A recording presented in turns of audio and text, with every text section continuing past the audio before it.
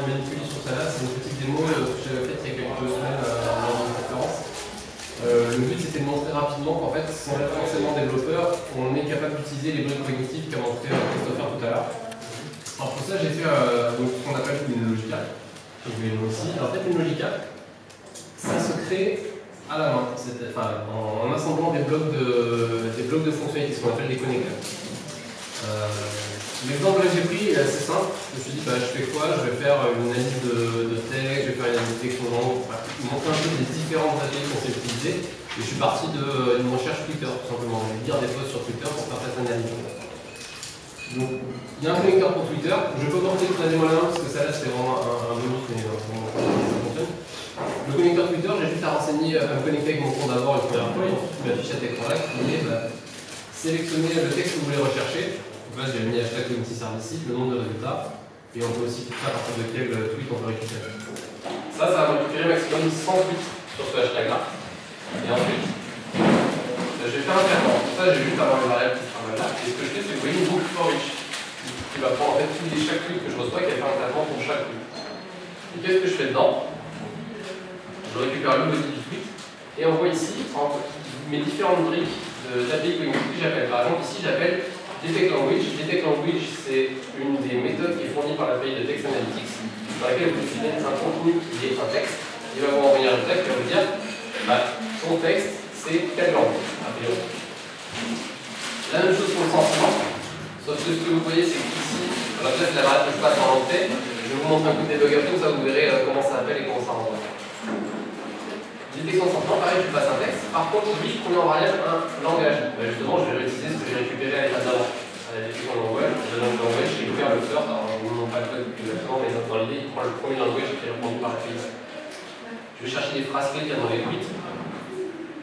Je vais éventuellement détecter, alors ça c'est complètement direction, aller chercher de la profanity dans le contenu. Donc là, vous pouvez donc essayer de détecter des insultes, des phrases pas forcément très propres, et vous pouvez gérer vos propres whitelist et blacklist en fait sur ce produit-là. Et après, ce que j'ai fait aussi, c'est que ça c'est que du texte. Je me dis tiens, je prends tous les médias URL dans tweet, c'est-à-dire toutes les images fournies par tweet. Et si c'est une image, alors je vais appeler une API de compte. Là c'est Computer Vision, vous voyez le symbole de Computer Vision qui est Describe Image. Donc en fait, en prenant l'URL de l'image, le service le consomme et vous renvoie une description d'image. C'est souvent aussi ce qui est utilisé quand vous voyez un texte alternatif sur une image, vous mettez la souris, ça vous met une description de l'image. Typiquement, la brique de Describe Image, c'est ce qu'il fait. Et je récupère tout ça, et après, je récupère les descriptions qu'il me fournit, et je la stocke. Tout ça pour à la fin insérer ça dans une table storage. Le but en fait de ma démo, c'était tout simplement de dire je vais faire un dashboard de ces trucs-là. Je ne savais pas faire Power BI, ça m'a pris 2 heures à faire un dashboard en utilisant ça. Là, j'ai mis toutes mes données dans mon storage ici. Donc, je stocke avec la clé, c'est mon ID tweet, et je mets les infos que j'ai récupérées avant. Ça, c'est les différentes infos que j'ai récupérées des étapes précédentes. Et ça permet de générer. Je vais vous le faire run, vous allez voir comment ça tourne. Donc là, il va afficher en debug l'exécution des différentes phases, normalement. Ça va arriver. Et pendant ce temps, je vais vous montrer ça va s'afficher. Là, il a initié la requête. On voit que l'étape de recherche des tweets a bien répondu. Si je clique dessus, je vois qu'en output, il me sort une liste de tweets. Vous voyez, c'est vraiment les informations. C'est vraiment les informations fournies par Twitter avec. On voit des gens qui postent des tweets sur Global ID Camp, notamment ici. Donc ça, c'est vraiment ce que on dit Twitter. Et derrière, ce que j'en fais, c'est je vais aller faire mon traitement de mes. Là, j'en ai 100, donc c'est encore en train de tourner. Et je vais faire tous les appels et stocker.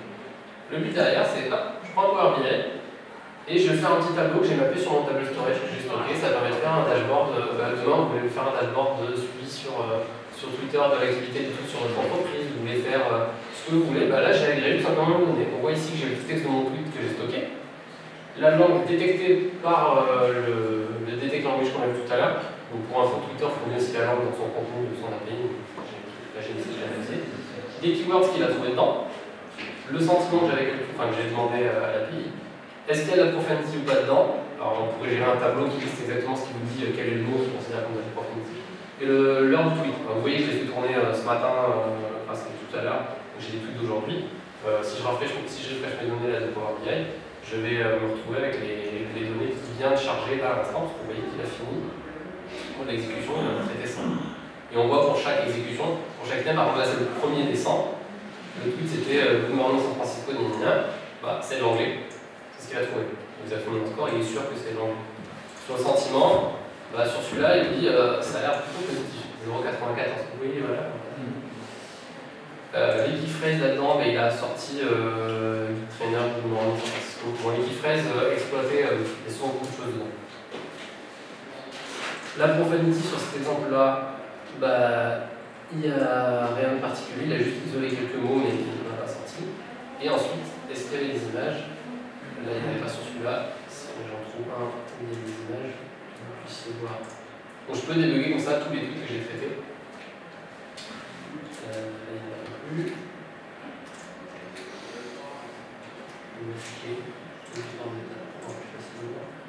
On voit qu'il y a du retry parfois aussi, là il y a un warning parce que comme il y a des quotas avec lesquels on utilise, s'il n'arrive pas en général parce que on lui dit vous avez fait trop de requêtes à un moment donné, il va rejouer tout seul, ça c'est logique.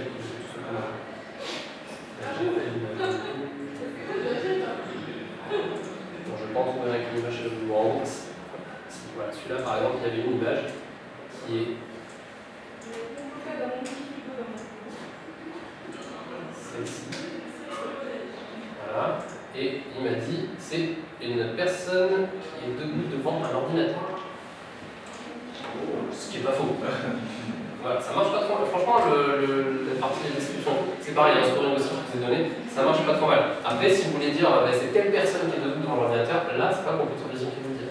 Là, vous allez prendre Face API pour aller détecter le visage de la personne, et si vous avez fait une collection d'autres personnes que vous connaissez en ayant alimenté quelques photos, il saura vous dire c'est telle personne. Et quand je dis quelques photos, pour l'avoir testé, 2 photos de personnes. J'ai pris, des fois j'ai fait un exemple avec des collègues ici, j'avais pas de photos d'eux, je suis allé sur internet, j'ai googlé leur nom, j'ai plusieurs photos sur Google, enfin leur photo de LinkedIn, leur photo dans un truc, j'ai balancé après une photo de groupe où il y avait plusieurs personnes, et il y a telle personne. Après, on peut en faire ce qu'on veut, mais ça reste bien. Voilà, ça c'était juste une démo pour vous dire un peu, voilà, vous savez pas forcément coder, vous pouvez quand même jouer avec les API, même au-delà du testeur qu'on avait en ligne tout à l'heure qui était sur Portail Azure, cette démo-là me coûte 0 €. Enfin, tout ce qui est dans la démo me coûte 0 €, c'est juste l'exécution du workflow complet qui est en handicap et qui a dû me coûter 1 centime et encore, je pense pas. Alors, si je reprends la partie qui était derrière, donc ça c'était une petite parenthèse sur l'utilisation des Community Services. Là, on va basculer sur un autre pendant. N'hésitez pas si vous avez d'autres questions sur Community Services après, je suis là.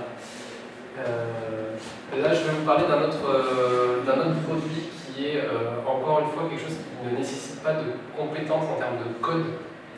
Moi, je suis développeur, j'ai fait du mobile avant, je fais différentes choses. Ça, c'est un produit, je fais 0 ligne de code dedans. Vous allez voir, je vous fais la démo au contraire. Le but, alors cette démo sur GitHub, on vous donnera le lien, celle-là, évidemment, il y a eu le pas à pas sur GitHub aussi pour refaire toutes les étapes. Le but c'était de dire, ok, on va prendre un exemple simple, j'ai un ensemble de données sur la qualité d'un vin. Je vais vous montrer le dataset, c'est un fichier CSV avec des colonnes. Le but c'est d'essayer de faire un service qui est capable de prédire si le vin est bon ou pas en fonction des informations qu'on a en entrée. On ne va pas rentrer dans les considérations d'aller faire du cleaning de données, d'aller faire de la détection de features comme on fait classiquement avec une approche data science. Je vais vous montrer, on va vraiment prendre tout le dataset, mettre tout en vrac et essayer de faire quelque chose. Je me suis pas présenté, moi je suis désolé, les slides du coup sont intercroisés parce qu'à la base de la démo logicielle je ne devais pas forcément la faire, on avait plein de choses mais qui étaient moins sympas, donc on l'a échangé. Donc je m'appelle Nicolas Robert, je travaille chez Selenza qui nous accueille aujourd'hui, je suis technical officer et je suis MVP Microsoft dans la catégorie IA. Et si vous voulez me consulter, pareil, on aura une autre Twitter. J'ai déjà ma présentation derrière, donc ça je peux me la passer. Une petite parenthèse avant sur qu'est-ce que le machine learning, qu'est-ce que le deep learning. Enfin, on a entendu beaucoup de mots, c'est un schéma qu'on retrouve assez souvent, celui-là, vous l'avez déjà peut-être vu si vous avez fait des différentes conférences autour de l'IA. Dans l'idée, on va dire que il y a l'IA, ce qu'on a vu sur les services sur étagère, ça utilise derrière du deep learning ou du machine learning, mais par contre, c'est pas vous qui l'avez entraîné, c'est masqué. Vous faites que le consommer un truc qui a déjà été entraîné pour vous. Là, on va voir quelque chose qui est du machine learning, c'est-à-dire on va appliquer, on va dire, différentes méthodes statistiques sur des éléments. Le deep learning derrière, c'est plus quand on va aller traiter des choses en utilisant des réseaux de neurones. Globalement, c'est ce qu'ils font les tâches d'option en ce moment. C'est en utilisant différents types de ressources. Nous, ce qu'on va voir, c'est la...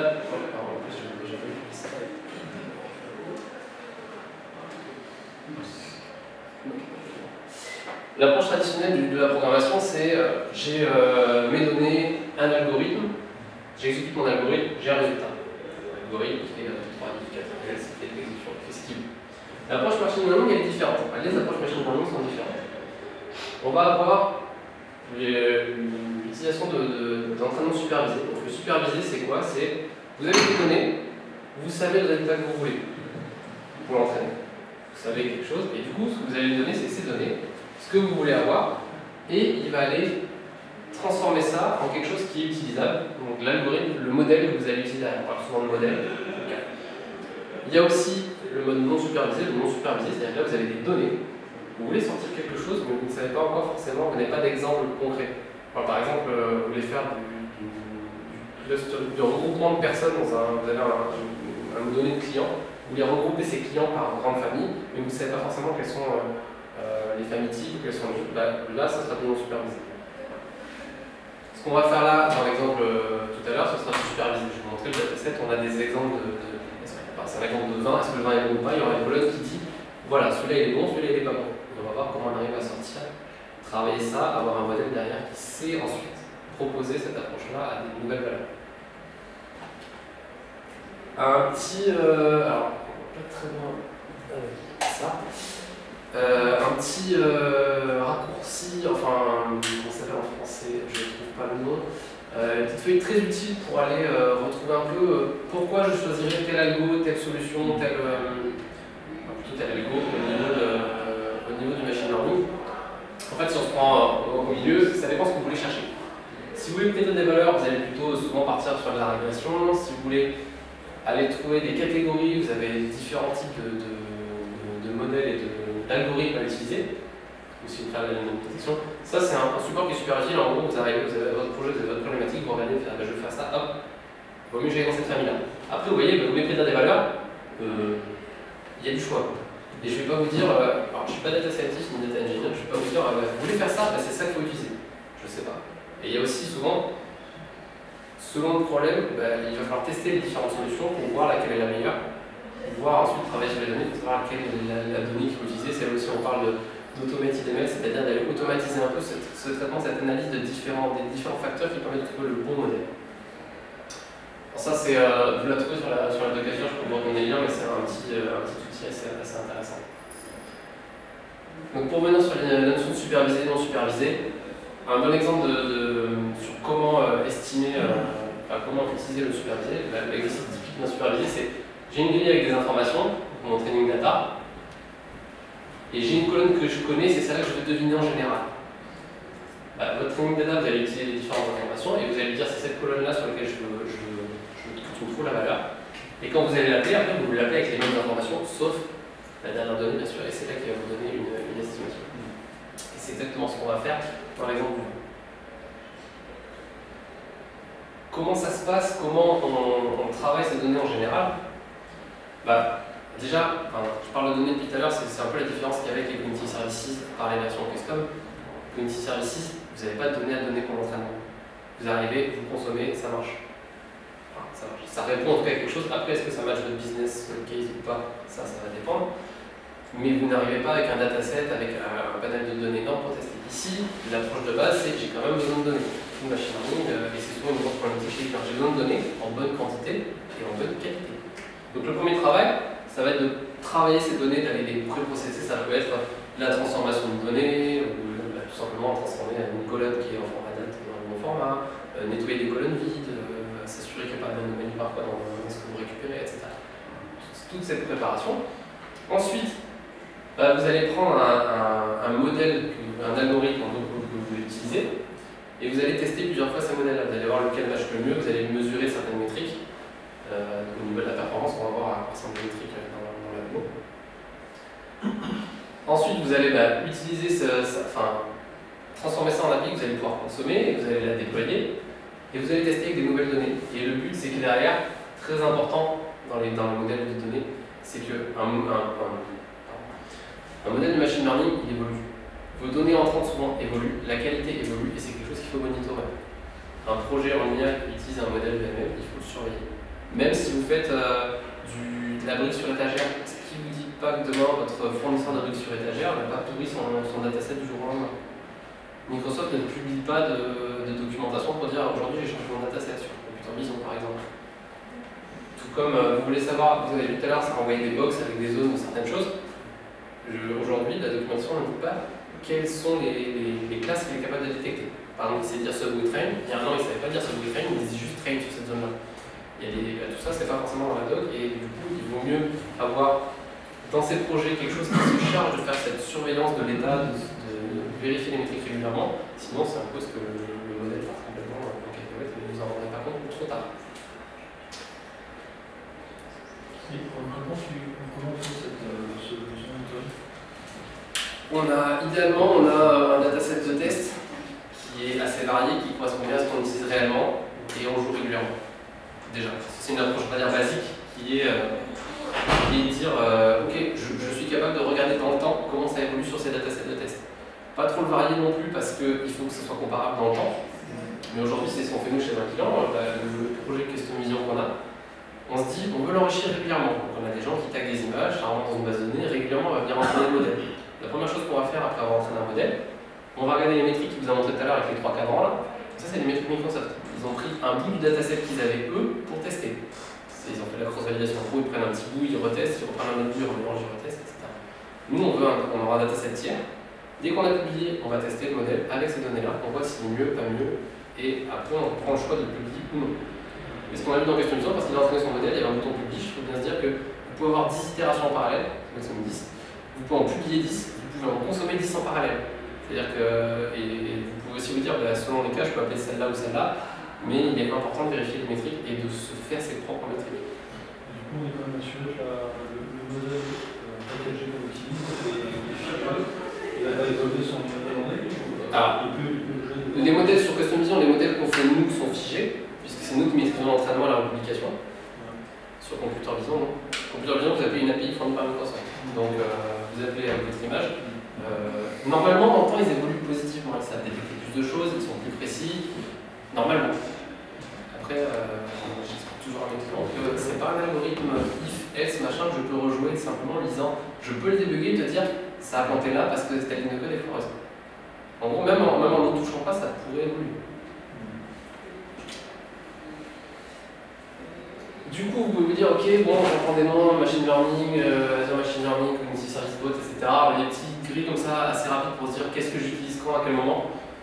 La première question à vous poser, c'est est-ce que vous voulez consommer votre propre modèle ou est-ce que vous pouvez utiliser du pré-entraîné?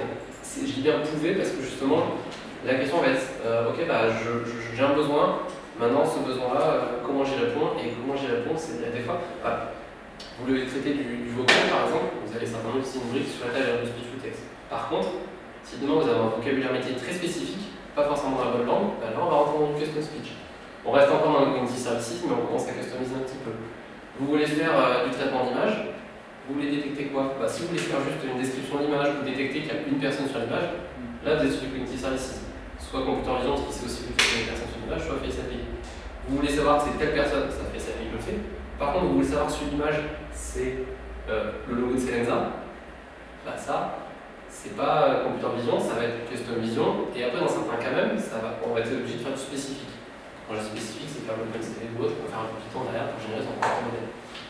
On va dire que sur la vision, c'est un peu biaisé, parce que Custom Vision font quand même beaucoup de choses qui sont faisables sur du pseudo-private. Souvent, quand c'est de la data propre à son client, par exemple, qui veut mesurer des métriques qui viennent d'une chaîne de production ou autre, là on est sur une donnée custom appliquée sur ces données, etc.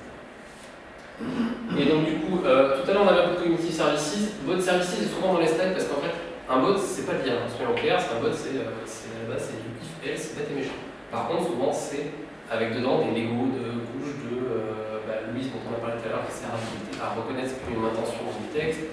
Ça peut être du speech to text, ça peut être du text to speech. C'est ces briques d'IA qui viennent infuser dans les bouts. Donc souvent, c'est des produits qui sont un peu ensemble, mais à la base, notre service, c'est pas même. Et donc, quand on rentre dans le côté machine learning, il y a les développeurs, on va dire, et soyons clairs, c'est pour faire des choses précises et propres et en rentrant dans le détail. Et après, il y a des solutions visuelles aussi, ça c'est ce que je vais vous montrer maintenant. C'est un outil qui permet au moins de défricher une première phase de traitement de la donnée, et c'est sans code.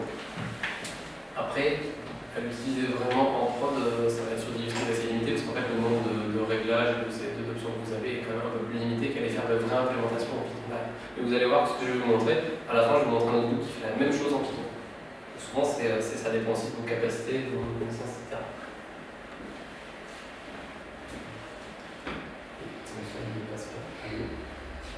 Ah oui, pardon, oui, c'était le machine learning. Donc ce que je vous propose, c'est de rentrer dans ce petit workshop. Le lien pour le GitHub est là, on vous le renverra. Au pire, j'ai mis un QR code s'il y en a qui veulent le scanner rapidement, qui est pour le même GitHub. Et vous allez voir que ce que je vais dépiler, c'est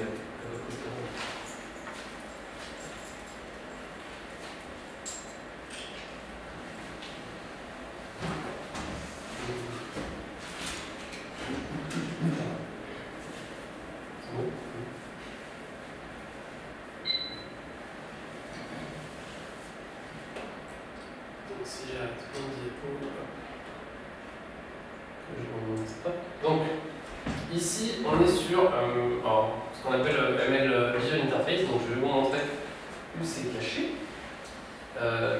La partie Visual Interface se trouve dans un produit qui s'appelle Machine Learning Service. Pardon.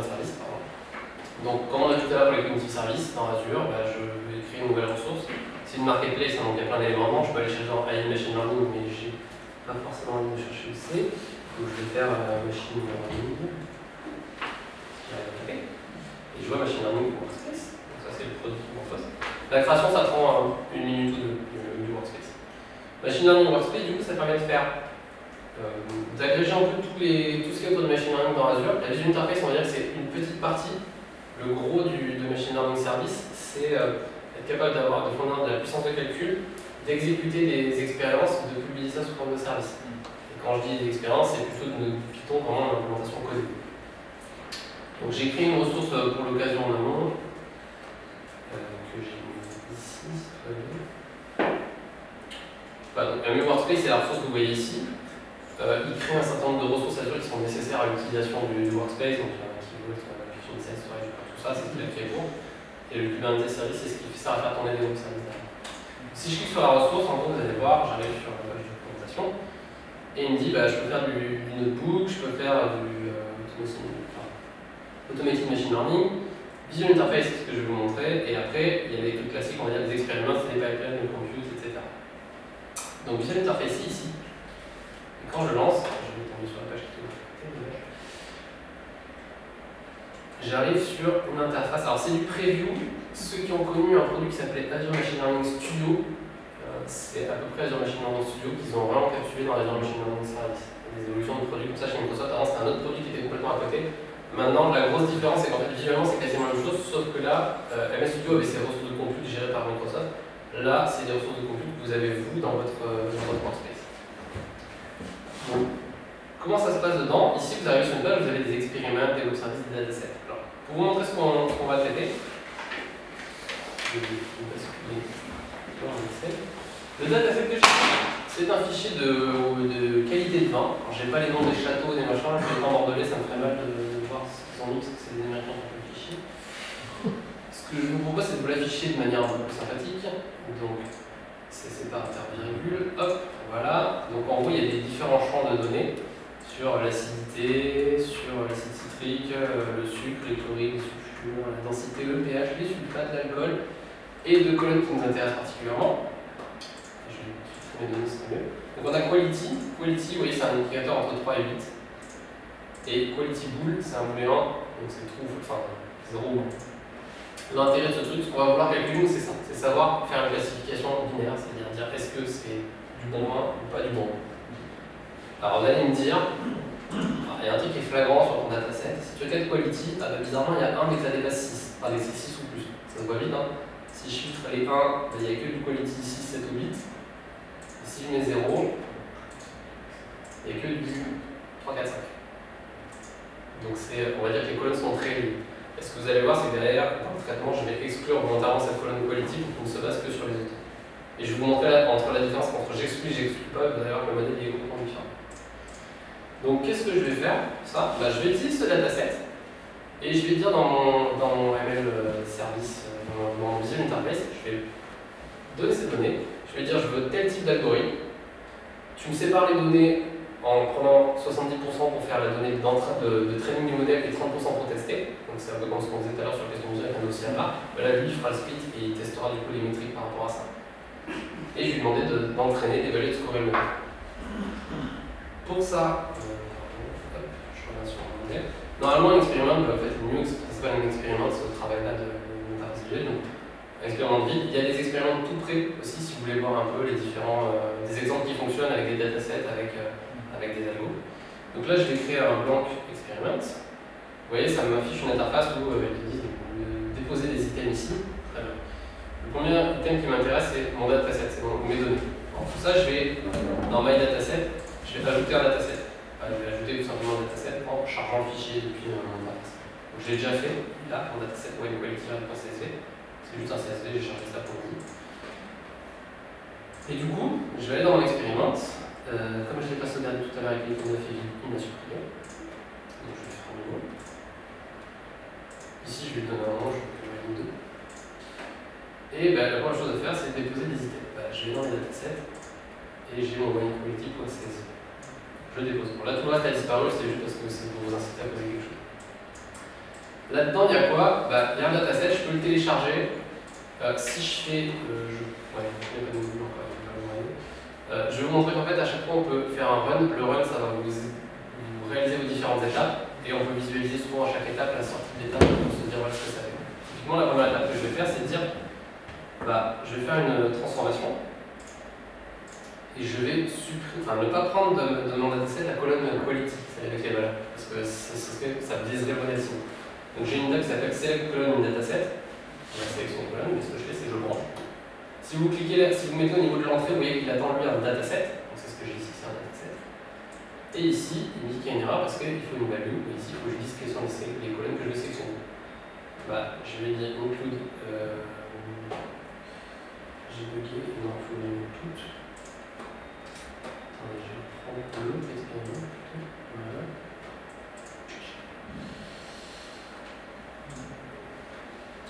C'est ça, non, c'est cool. Et après, si je fais exclude,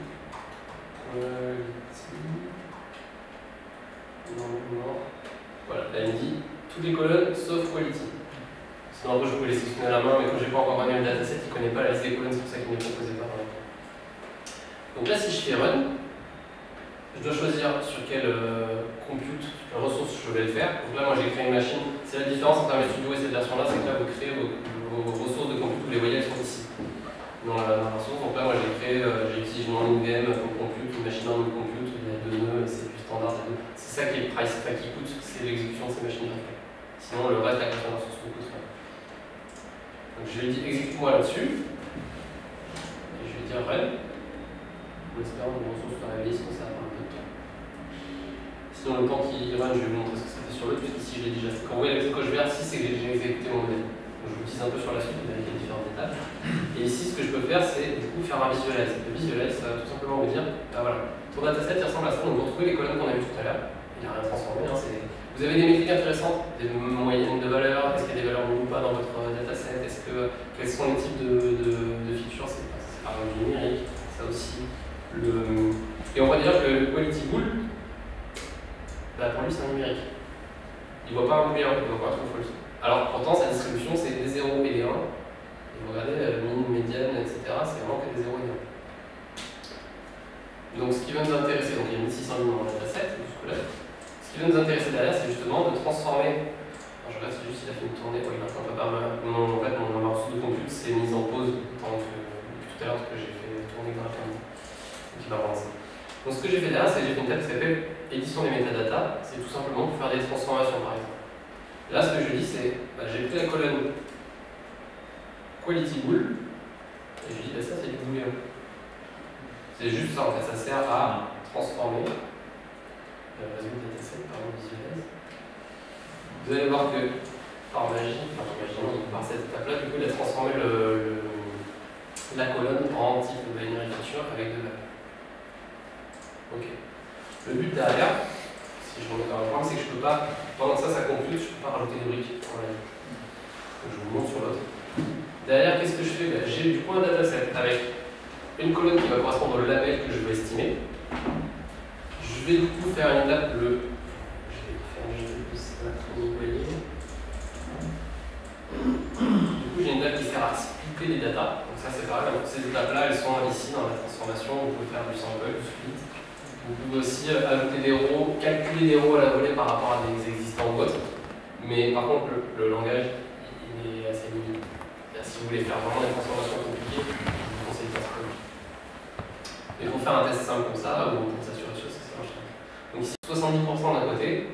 Donc first output, donc en fait, ici c'est la sortie numéro 1, ça c'est la deuxième. Et là, il y a 70% des données, donc 70% de 600 lignes. Et là, il y en a 30%. Donc je lui donne un site pour savoir comment on calcule. Si vous regardez, si je visualise mon split, normalement, là j'ai 1119 rows, donc ça doit faire 70% des 600. Et ici, j'en ai 480. Le but là, vraiment, c'est que ces données vont être à deux usages différents. Une pour le training, une pour le testing. Et ensuite, là, je regarde juste si ça c'est fini, on a encore pas mon truc. Ensuite, ce qu'on va faire, c'est là, on est en mode, il nous faut un algo à tester, à utiliser. L'algo que je vais utiliser, il y a un ensemble d'algorithmes ici dans la rubrique machine learning. Vous voyez tout ce que ça, ce que ça peut faire, c'est qu'il y a différentes familles de modèles. Il y a un certain nombre de modèles pour la classification, clustering et régression. C'est des trucs assez classiques, hein. C'est de la régression linéaire, la régression polynomiale, du decision tree, enfin tout ce que les gens qui sont habitués à traiter les données font. Ne me posez pas de questions sur lesquelles est la meilleure pour tel cas, je ne sais pas pour eux. Et donc du coup vous avez votre brique que vous avez initié ici, donc vous initiez un modèle, et ce modèle il n'a rien pour l'instant, il n'a pas de données, il n'est pas entraîné. Et ensuite il y a une étape de training. Vous allez traîner avec, vous dites c'est tel modèle, telle donnée, fais-moi ton training. Donc le training en sortie, il y a juste un training modèle, il n'y a pas de dataset à visualiser, quoi que ce soit. Si vous voulez visualiser un petit peu, il faudrait l'appliquer et tester sur des valeurs. Ici, du coup, on fait quelque chose qui s'appelle le scoring, c'est-à-dire qu'on va prendre le modèle qui est entraîné, les données qu'on n'a pas utilisées encore, et on va faire score modèle. Score modèle, c'est mon dataset en sortie, j'ai mon dataset d'entrée avec la colonne que je cherche à estimer et ce que j'ai estimé avec mon modèle, avec une probabilité à côté. Et vous voyez qu'il y en a pas mal qui sont bons, et si vous regardez un peu plus bas, vous avez ça pour parler celui-là par exemple, c'est une erreur. Donc là, c'est trompé sur ce cas. C'était trou et il a estimé fausse. Après, les trous-là sont pétés. Et derrière, ce que vous pouvez faire, c'est sortir des vraies métriques sur l'utilisation de ce modèle. Une métrique, ça ressemble à une métrique assez classique quand vous faites du machine learning, c'est-à-dire vous avez la position de récolte, le rock. Donc là, vous voyez qu'en gros, votre courbe, vous pouvez imaginer que si la courbe était parfaite, elle serait complètement le long de l'axe ici. Et en termes de précision, par exemple,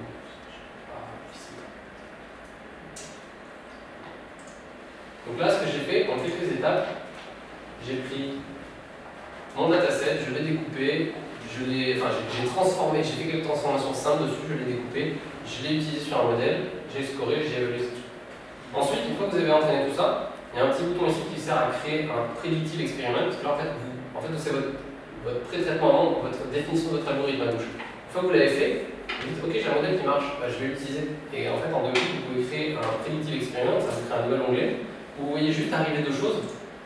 Un web service input en plus et un web service output, parce qu'en fait, l'idée c'est que ça vous fait un pipeline de traitement. Demain, vous voulez l'utiliser en remplaçant juste le dataset d'entrée et en consommant le modèle que vous avez entraîné. Si on regarde ici, il y a toujours mon dataset d'entrée qui est visible, mais globalement, mon entrée, ça va être mon input de web service. Ça va toujours faire la sélection des colonnes qu'il faut, parce que l'entrée attendue par le web service, c'est la même par défaut que le dataset. toujours l'édition de metadata. Ici, on voit que le modèle est devenu un Global Net Experiment, en fait, c'est ce qu'il a généré à partir du training. Et on score le modèle, donc on estime à partir de l'entrée ce qui s'est trouvé, et ce sera l'output d'un web service. Et ensuite, vous pouvez déployer le web service ici, et du coup, vous avez quelque chose qui sera consommable directement dans le cadre d'un projet ou pour l'analyse, etc. Alors bien sûr, selon le nombre de fois que vous allez l'utiliser, selon la quantité de données que vous allez utiliser, vous n'allez pas mettre la même machine qui sert à faire tourner le web service derrière. Mais là, on peut cliquer quand je fais deploy. Bon, j'ai déjà deployé, donc je me demande ce que je vais écraser l'existant. Et si je vous montre le setup, normalement, il va vous offrir une fenêtre de choix du compute. Et ça va s'exposer sur des computes un peu différents. Tu vois, ici, c'est le Kubernetes Services qui héberge mon web service. Et ensuite, je peux l'utiliser directement et le consommer depuis le projet, depuis Postman. Il est revenu, ouais, il y a une effectivement grande. Quelque chose que je voulais vous montrer par rapport à ça, c'est justement, si je prends le même projet, exactement les mêmes colonnes, enfin le même processing, mais ici dans Select Column du dataset, si vous regardez, il y a Quality. J'ai toujours mes métadatas, j'ai entraîné, j'ai scoré. Si vous regardez dans la sortie scoring, il utilise la colonne Quality, enfin il y a la colonne Quality, celle qu'on avait exclue tout à l'heure. Là, on voit typiquement que notre exemple, en fait, il était complètement lié à la qualité. Le modèle a su trouver tout seul que cette colonne-là, vous voyez le résultat, hein, s'il est autant sur le bord du... Ça, en fait, c'est que les résultats sont toujours bons. En gros, il a 100% de bonne réponse. Ça veut dire qu'en fait, le modèle a été capable de détecter que cette colonne-là était complètement liée, c'est une relation directe. Ici, ce qu'on n'a pas montré, c'est que si vraiment on travaille sur un dataset plus compliqué, quelque chose qui sont moins flagrants, parce que le côté flagrant, vous voyez même vous sur le CSV, vous dites, ouais, ok, c'est un modèle qui montre ce truc-là. On ajouterait plus d'étapes de feature engineering, c'est-à-dire d'aller travailler sur quelles sont les colonnes que je veux garder, quelles sont les colonnes que je veux isoler, quelles sont les transformations éventuelles que je dois faire en amont pour que mon modèle score correctement. Et ça, on pourra ajouter différentes briques d'auto-ML, etc. Après, les limites de ce truc-là, c'est tous les algos qui sont à disposition n'ont pas forcément tous les paramètres disponibles. Et en termes de perf, ça va dépendre aussi des données que vous avez, de comment vous les utilisez, etc. Des connecteurs, typiquement, les connecteurs pour aller chercher des données en entrée, il y a des connecteurs assez simples pour certains types de sources de données, mais pas non plus toutes les possibilités possibles imaginables. Vous n'aurez jamais ce que peut faire à côté un Databricks ou autre sur ce genre de produit. C'est vraiment des produits complémentaires. Celui-là, c'est une bonne première approche. Ça permet vite de valider des hypothèses parfois. C'est un peu comme les community services. Ça peut être une première approche dans le cadre de certains projets, il faut faire du custom. Ça peut très bien répondre aux besoins de support.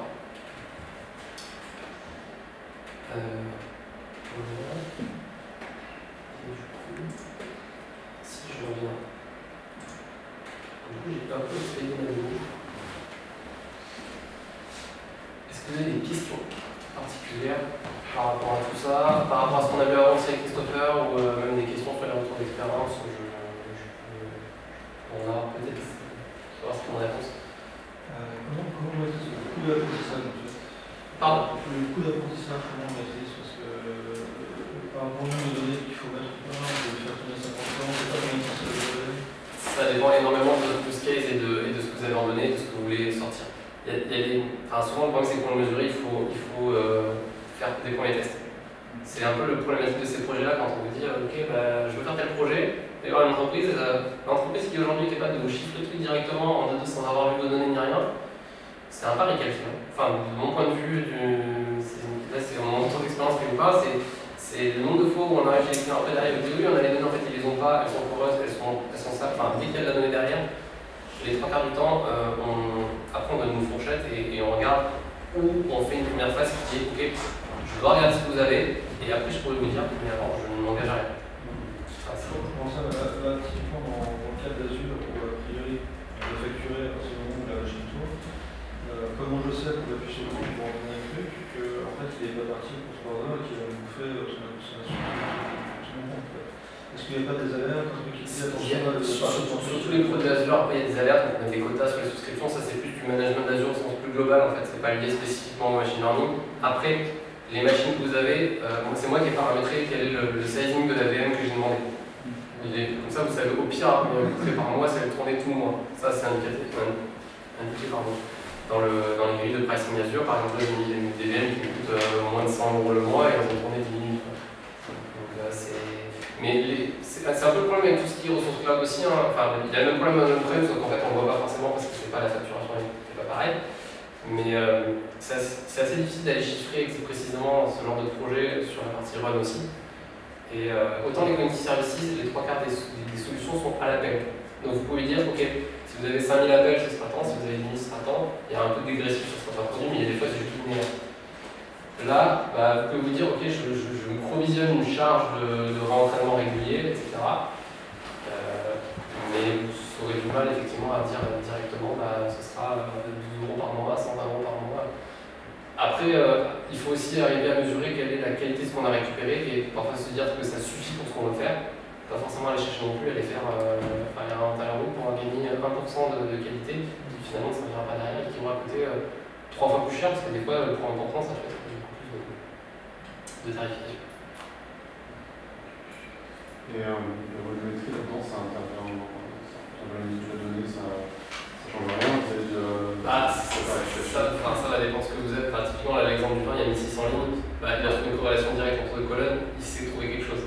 On prend un dataset où il y aura vraiment des trucs qui sont très variés avec une difficulté d'aller trouver des features, des colonnes qui ont des relations, qui ont des liens.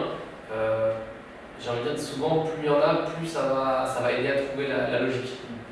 Après, c'est là où il faut aussi continuer à surveiller le modèle une fois qu'il en fait. Là, une fois que j'ai déployé le modèle, c'est mettre en compte de dire, ok, je peux tester et me dire, j'ai peut-être besoin d'ajouter de nouvelles data. Et aussi de savoir un peu comment l'utiliser. Demain, vous faites un projet de question de vision, on a vu les chiens, vous voulez gérer une nouvelle race de chiens, il faudra quand même l'alimenter un jour. À l'inverse, il y a des projets où les gens disent, je veux plein de données, de ramener un truc, un dataset. Et les clients qui font ça, ils te donnent un dataset de photos de produits faites pour des packshots, donc des photos faites lumière blanche, machin, prises parfaitement, avec pas de reflet. Un exemple bête, un produit sans blister pris en packshot, et demain on vous dit très bien, j'ai des photos de mes linéaires en magasin, je veux que tu me trouves ces produits dans les linéaires.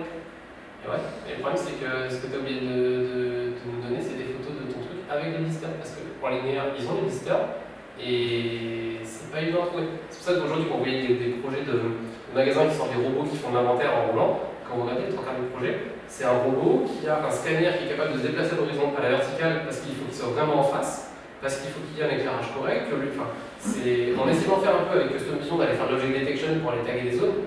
Elle a fait tout vite, mais ça ne m'a pas étonné quand on a testé, parce qu'on avait tagué des données, mais même moi à l'œil, j'arrivais pas à distinguer deux produits. Enfin, deux produits qui étaient proches, mais c'est les mêmes produits, c'est la même forme, c'est la même couleur, il y a juste un texte qui change sur le produit. Et l'OCR n'arrive pas à lire parce que l'image est floue. Les gens disent on va faire des trucs magiques. Oui, la magie elle a des limites un jour quand même.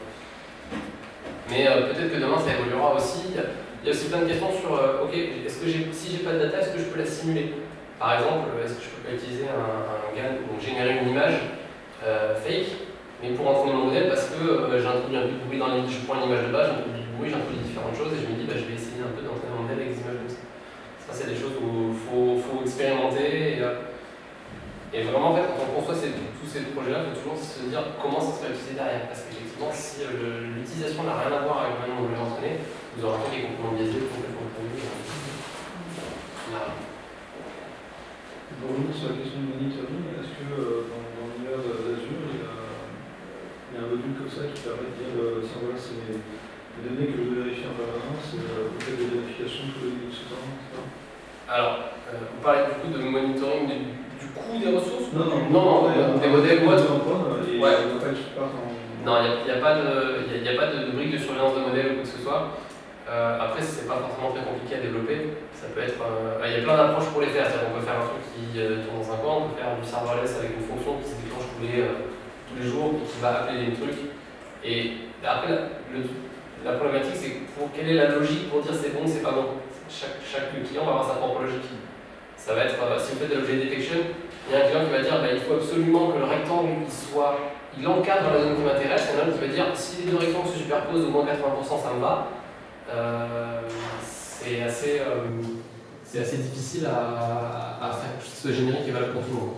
Mais peut-être que ces produits-là vont arriver parce qu'en fait on se rend compte que c'est une approche qui est nécessaire chez les clients aujourd'hui et qu'on a eu les briques pour créer déjà les premiers modèles. Maintenant, le côté supervision et autres, c'est très important et les équipes le savent aussi. Mais chez les clients, chez qui on est en train de faire un portail de supervision des modèles dans lequel on a toutes nos données qui sont dans une base de données, pour du custom vision notamment. On va, depuis le portail, lancer avec des scripts, avec des appels d'API, envoyer les images à Custom Vision, les taguer, parce qu'on a déjà les zones qui ont été taguées dans une interface, réentraîner en lançant le truc, refaire un batch de test, republier, mais que si on a ça, on peut valider certains critères. Mais ça, les critères, c'est nous qui les faisons et c'est dans un portail qu'on a développé. Tout comme, il y a beaucoup des produits qui sont là, qui sont une super brique utile. Après, si on veut tout ce qui est avec des propres données, faut quand même, c'est vraiment une approche globale à avoir. Il faut des données aussi bien stockées correctement, etc. Donc, souvent l'approche aussi à côté récolte de la data qui vient s'articuler avec ça. Concernant les questions de langage et la notion de sentiment, c'est bien sur quoi en fait?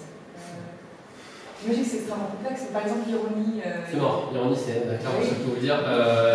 Les briques, elles sont. En 2 phrases, je vous retourne le modèle. Vous mettez de l'ironie, il ne comprendra pas. Vous mettez. Il traite vraiment unitairement chaque phrase, donc il ne va pas prendre le sens d'une phrase d'avant que vous auriez envoyée dans une autre requête.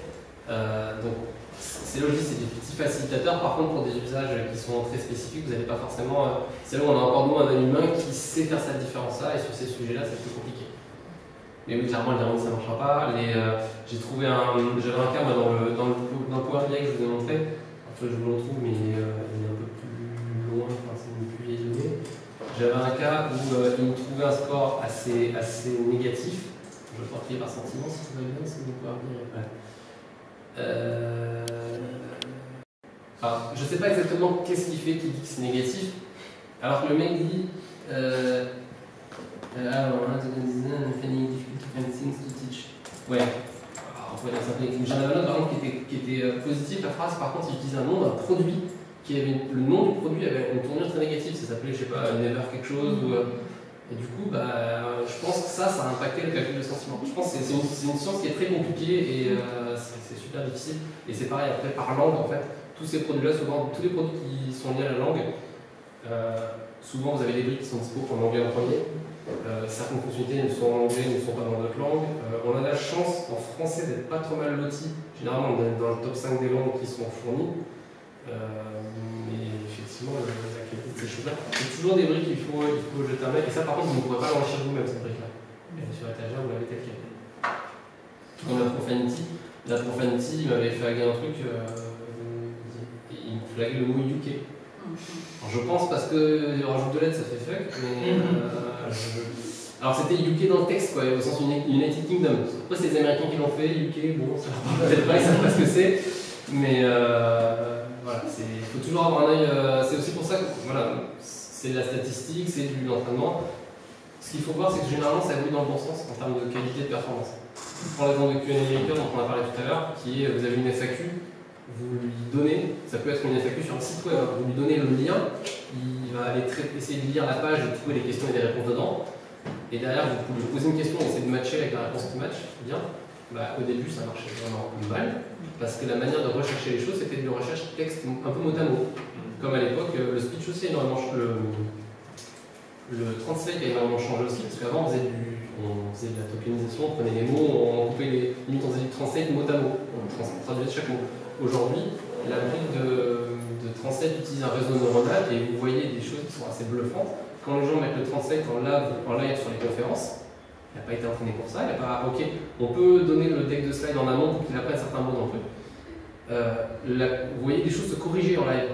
Si vous faisiez avant du translate, ça traduisait point barre. Là, avec le contexte ou la fin de la phrase, parfois des mots viennent changer de sens parce que le même mot en français peut se traduire différemment, avoir différents sens, et on voit ces choses-là s'améliorer.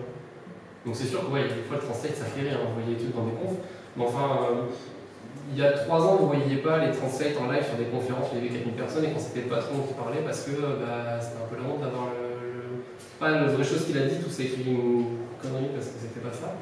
Et maintenant, ces produits, pour qu'ils soient adoptés, il faut qu'ils C'est vrai que pour les marques, là, il y a un gros enjeu, effectivement, ces questions d'émotion, que ce soit réseaux sociaux ou autres. Effectivement, on est au balbutiement, mais j'imagine que... Après, il y a, dans les marques que je connais, pour lesquelles je travaille notamment, ils en sont à un niveau où c'est sûr que la boîte de sentiments, eux, ça les intéresse pas, parce qu'ils en sont à essayer de détecter des notions qui sont même propres à la marque, qui sont des sentiments. Là, je bossais avec un data scientist, mon gars il me fait ça veut dire quoi ce genre de. Comment on détecte, qu'est-ce qui est le critère pour dire que ça c'est ce sentiment-là? Parce qu'ils sont sur des notions assez poussées ou assez perchées parfois aussi, et c'est pas forcément évident à mettre en place. Et c'est là où il est très important que ces clients-là aient conscience aussi qu'il faut qu'ils fournissent des données pour expliquer ce que c'est, parce que sinon, on ne peut pas faire grand-chose. Pour revenir au tableau de données sur le vin, concernant la colonne qualité, c'était des données renseignées? Oui, en fait, tout le dataset était renseigné. Et donc là, on était sur du supervisé. C'est-à-dire qu'on avait la colonne qualité, et la qualité de V1. On lui dit, ça c'est le label que tu dois détecter. Il entraîne en prenant les autres colonnes et en regardant celle-là, en fait. Et c'est là où il essaie de trouver quelque chose. C'est pour ça que quand je mettais. Je vais vous remettre à l'écran parce que si j'ai un projet de faire ça, je pense bien.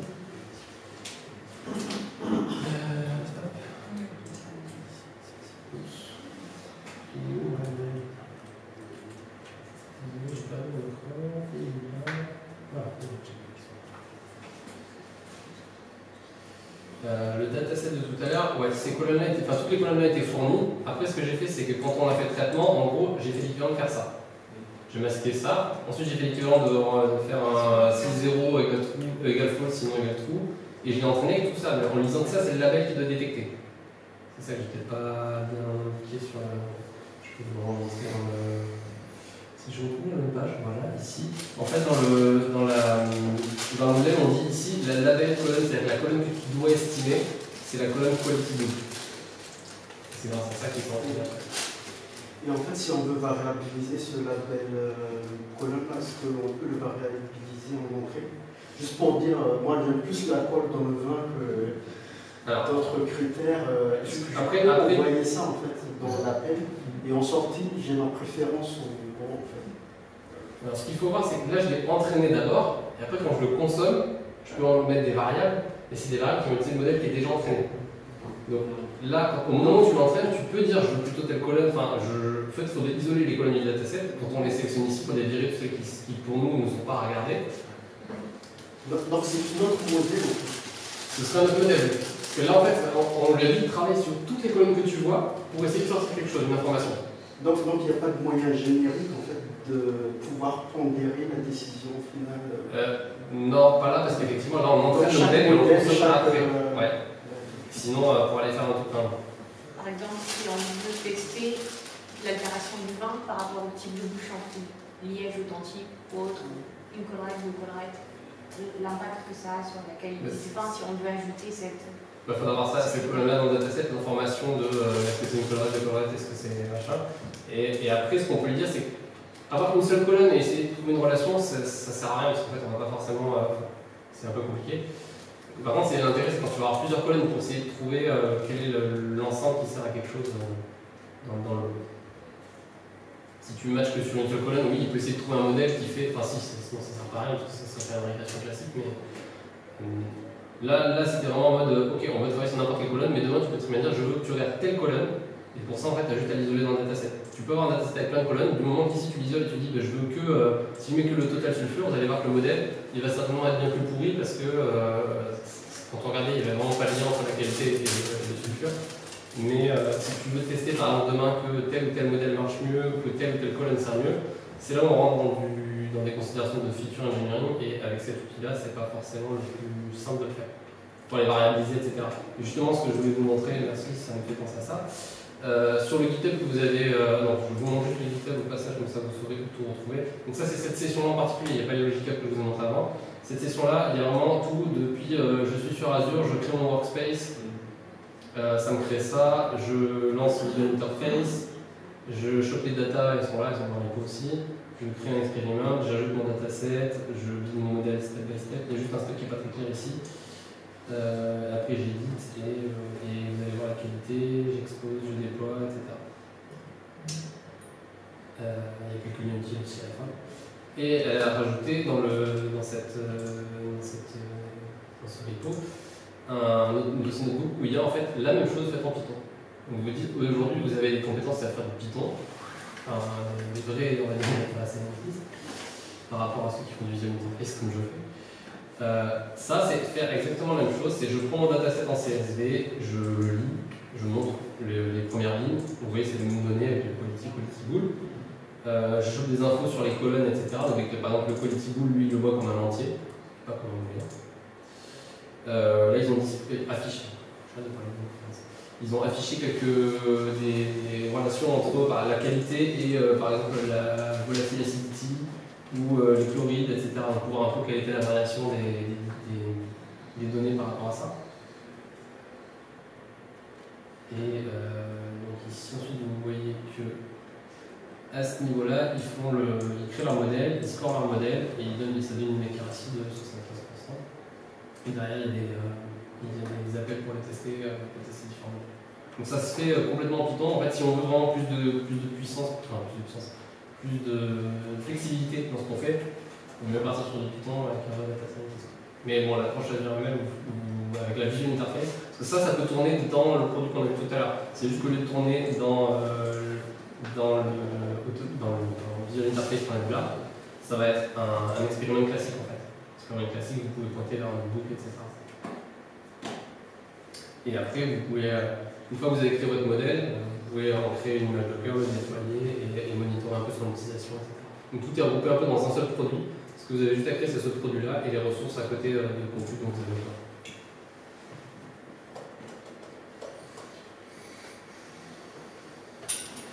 Juste un slide qui reste. Tchac. J'avais un slide de remerciement.